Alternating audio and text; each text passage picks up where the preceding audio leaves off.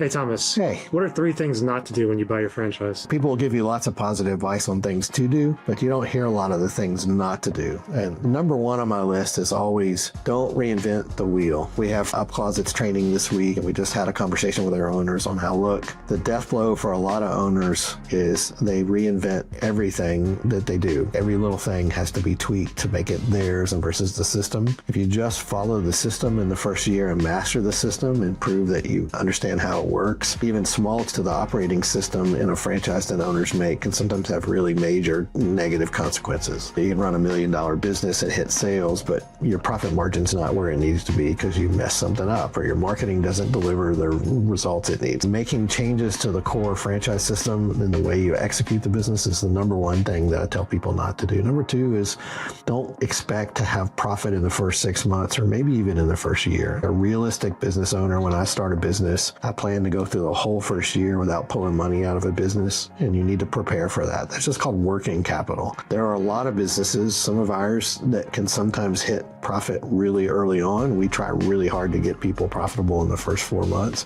That doesn't always happen, and it's not guaranteed to happen, and we don't make claims to that nature, but you should plan for longer, have a worst case scenario. So always have more working capital than you think you need. And the third thing that I always tell people is liquid capital is king. It's the most important asset you have in a business. If you can leverage something by doing an SBA loan or leasing a van versus buying a van and just holding on to as much liquid capital as you can in the first year, that's a much better way to survive in business. And sometimes people will want to save on interest, or they'll want to buy a used van instead of leasing one. They'll sink 20 grand into a van that they could have saved for working capital. That's often a fatal mistake. Those people really struggle later on because they just don't have the working capital they need because they were trying to save pennies to pinch a dollar, and it just doesn't work.